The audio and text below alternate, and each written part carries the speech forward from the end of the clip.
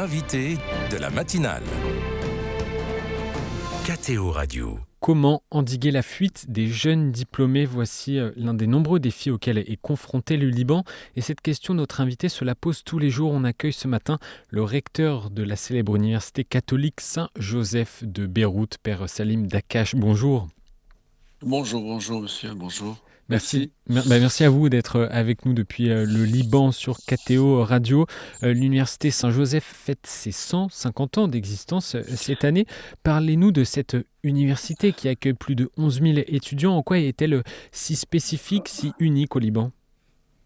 Oui, tout à fait, c'est une fondation de 1875. Dès le point de départ, elle fut francophone. Elle faisait suite au séminaire qui était en dehors de Beyrouth, dans la région du Kesserouan à Gazi, et qui préparait des cadres pour les églises catholiques orientales. Et puis, dans les années 70, Beyrouth commençait, disons, à devenir une capitale économique et intellectuelle du Liban et de la région. Donc, c'était plus, disons, le mont Liban recroquevillé sur lui-même qui était là, mais, disons, Beyrouth commençait à prendre une figure justement de capitale, un rôle de capitale, et les jésuites à ce moment-là.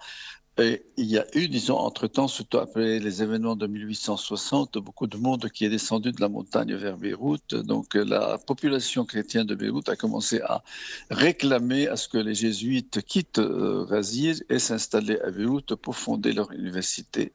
Et justement, disons, en 75, ils ont déclaré que l'université de Beyrouth était fondée avec une faculté de théologie et qui a été reconnue par le Vatican, par Léon XIII, justement, sa sainteté le pape Léon XIII, en 1881, et puis en 1883, ayant vu qu'il y avait un besoin aussi de s'occuper du corps après l'âme, ils ont fondé avec les autorités françaises de l'époque, ils ont fondé une faculté de médecine qui est très célèbre et qui dure jusqu'à aujourd'hui, qui est très connue ici au Liban, mais aussi au Proche-Orient au niveau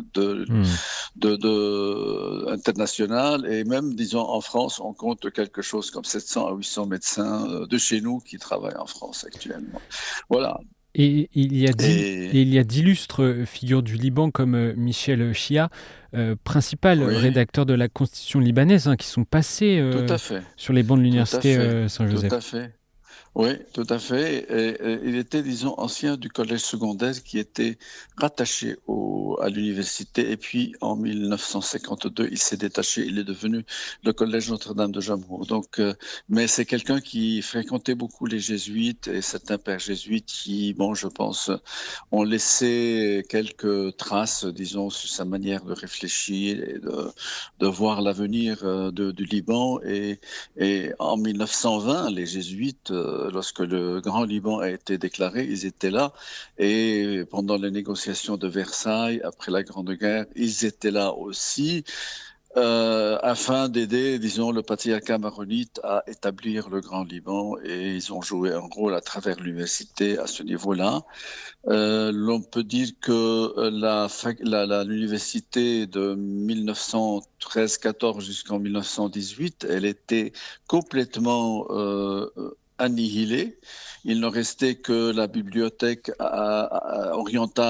orientaliste reconnue et célèbre qui était en fonction, mais pour le reste des facultés comme la médecine, comme l'école supérieure des ingénieurs et puis la faculté française de droit aussi, tout cela était gelé, était annihilé, mis à mort par les Ottomans. Et c'est après la guerre, en 1919-20, les jésuites sont revenus très fortement à Beyrouth et ils ont repris le travail de l'université. Et cette université est connue aujourd'hui, disons, d'avoir souffert de ces moments de guerre. Par exemple, entre 75 et 90, elle est toujours, disons, au cœur de la ville. Elle a été brûlée et puis dévastée et on a dû quand même, disons, quitter vers l'Hinterland, vers l'intérieur pour continuer notre mission. Et voilà. Et même, disons, pendant cette dernière, disons, période, le temps de crise aussi, on a beaucoup souffert, mais on est toujours là. On Hmm. continue à travailler. Voilà. Et l'université Saint-Joseph fait partie d'ailleurs voilà, des écoles référentes au Liban. Père Salim Oui. Dakash, à quel défi votre université est justement confrontée aujourd'hui? Voilà, il y a trois défis, si je peux dire. Bon, le défi premier, c'est le départ des jeunes, et surtout, disons, après l'explosion du port de Beyrouth, En 2020, oui. il y a eu, ouais, en 2020, le 4 août 2020, il y a eu des départs massifs et ça a continué, disons, pendant. Aujourd'hui, bon, on commence un peu à respirer en se disant qu'il y a certains, disons, qui préfèrent rester ici ou bien qui rentrent de l'étranger pour continuer les études ici. Mais quand même, disons, le Liban, ces 5 dernières années, 6 dernières années, a perdu énormément de ces jeunes. Je donne un exemple. Pour ceux qui font le bac français chez nous, ils sont autour de 4000. Donc là, facilement la moitié quitte le pays immédiatement après avoir réussi le bac parce qu'ils ont entre les mains un outil important. Ils peuvent, disons, commencer des études, soit en France, en Suisse, en Belgique surtout, ou bien, disons, aux États-Unis, au Canada. Donc il y a un départ massif et ceux qui ont aussi, disons, le bac libanais, ils quittent Hmm. dans d'autres lieux comme Abidjan ou bien le Golfe, dans les universités du Golfe. Donc il y a bon, un défi important qu'on est en train de vivre. J'espère que, disons, ça va commencer, disons, à se tasser un peu. Il y a le défi, bien sûr, de l'appauvrissement des familles libanaises qu'il faut aider, parce que les études universitaires dans le privé comme chez nous, bon, même si nous sommes à utilité publique, nous sommes à université à non-profit, bon, et il nous faut, disons, aider à peu près la moitié de nos 12 700 étudiants d'aujourd'hui afin qu'ils puissent, disons, faire leurs études, sinon ils ne peuvent pas. Il y a d'autres défis, par exemple la francophonie qui est en train de battre en retraite, si je peux dire, parce que l'anglais est très très fortement, disons, actuellement recherché par les étudiants. On fait, disons, ces classes dans le système français, puis arrivant, disons, à l'université, les gens se disent non, c'est mieux d'aller parce que c'est pour le marché du travail. Nous avons déjà le français entre les mains, il n'y a pas de problème. Donc il y a quand même, disons, une récession forte de la francophonie actuellement, mais on essaie quand même, disons, aussi là de relever le défi de cette récession. Père Salim Dakash, vous l'avez dit, hein, il y a beaucoup de jeunes Libanais qui sont tentés ou qui ont la nécessité de devoir émigrer. Est-ce inexorable? Sinon, non, parce qu'il y a une partie déjà, disons, de ce qui voulaient quitter. Ils sont aidés au niveau de l'université pour qu'ils restent là, pour ne pas, disons, chercher ailleurs. Bon, il y a une entraide quand même au niveau scolaire aussi pour que les étudiants, pour que les élèves restent là. Les familles, on essaie de les conscientiser afin qu'ils soient vraiment, disons, porteurs de ce message, de message d'espérance que.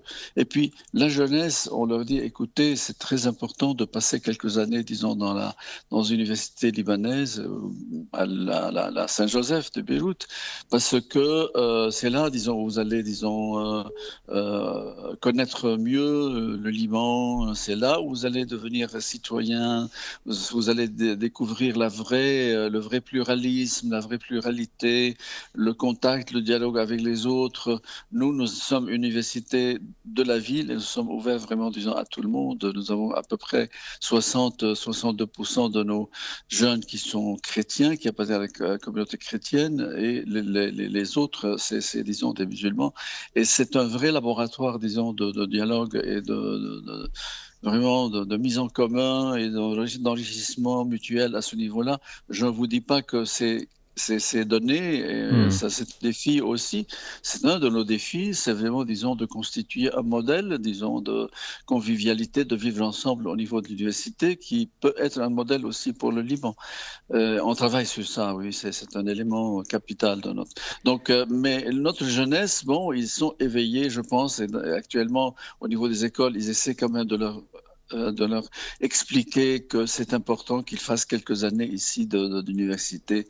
Et c'est ainsi qu'on peut récupérer cette jeunesse aussi. Et quelle est la réalité du marché d'ailleurs pour ces jeunes Libanais diplômés, les perspectives pour eux? Je vais vous donner un chiffre très alarmant. Nous, au niveau de et nous allons justement diplômer nos jeunes là qui terminent leurs études, ils sont à peu près 2400, 2500. Ben, à peu près 72 à 74%, ils ont déclaré dans une enquête qu'ils pensent quitter le pays. C'est ça le drame, parce que justement, disons, le marché libanais jusqu'à aujourd'hui reste très limité. Le Liban a vécu une crise économique et financière terrible. Ça a mené à une récession, à une industrie qui peine à reprendre. Il y a un secteur qui est important, qui est très important et qui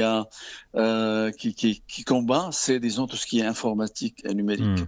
Alors, il y a, disons, au niveau de libanais et surtout dans la ville de Beyrouth, où il y a, disons, une zone franche où il y a à peu près 1 millier de start-up ou bien de sociétés qui ont été constituées et qui accueillent pas mal de jeunes qui ont fait, disons, des études à ce niveau-là. Alors là, ces jeunes-là, peut-être il y en a 20 000 ou 25 000, sont restés au Liban parce qu'ils ont été accueillis et recrutés par ces sociétés-là. C'est une vraie industrie florissante aujourd'hui.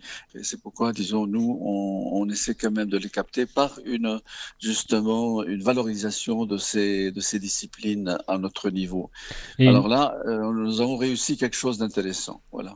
Et une dernière question pour conclure cette interview.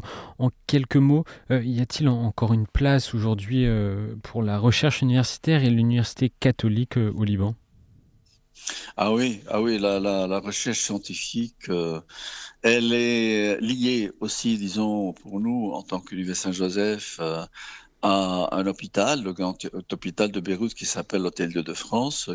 Et bon, à travers, disons, l'hôpital, à travers, disons, des facultés comme la faculté des sciences, la faculté d'ingénierie, la médecine dentaire, etc., nous avons une recherche active dans ce domaine. Et là, maintenant, après 4 ans, 5 ans, un peu, disons, de mise en veilleuse de la recherche à cause de la pénurie de pouvoir, disons, d'aide à cette recherche.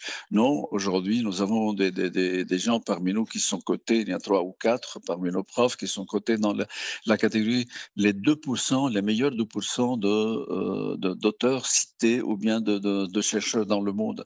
D'autres universités catholiques, il y a 3 ou 4 dans le pays, essaient quand même, disons, de booster, disons, mais non, ils n'ont pas encore, disons, peut-être l'expérience ou un réseau hospitalier comme le nôtre.